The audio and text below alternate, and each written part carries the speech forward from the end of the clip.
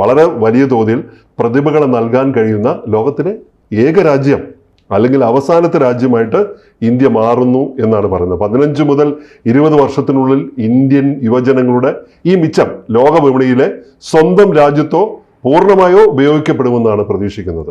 15-20 വർഷത്തിനുള്ളിൽ. അതിനുശേഷം അതിരൂക്ഷമായ പ്രതിഭാ ദൗർലഭ്യത്തിൽ ഒരു പുതിയ യുഗം ആരംഭിക്കും. ഒരു വലിയ സൂചനയാണ്. ഈ 15-20 വർഷത്തിന് ശേഷം അതിരൂക്ഷമായ പ്രതിഭാ ദൗർലഭ്യം, എക്സ്പേർട്ടുകളുടെ ദൗർലഭ്യം അത് രൂക്ഷമാകും. ഒരു പ്രതിസന്ധി ഉടലെടുക്കുമെന്നാണ് പറയുന്നത്.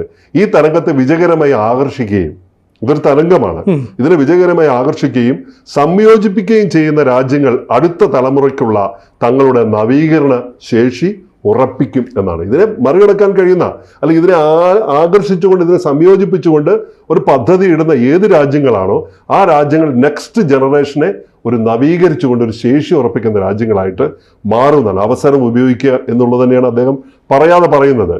അവരുടെ സമൂഹം ക്രമീകരിക്കേണ്ടി വരും എന്നാണ് പറഞ്ഞത്. ഇപ്പോൾ നിലവിലുള്ള ഈ അവസ്ഥകളൊന്നും പുനർക്രമീകരിക്കേണ്ടി വരും. അതിൻ്റെ എന്താ പറയുക, എല്ലാ തരത്തിലുമുള്ള അതിൻ്റെ ക്രമങ്ങളൊക്കെ മാറ്റേണ്ടി വരുന്നു എന്നാണ് പറഞ്ഞത്.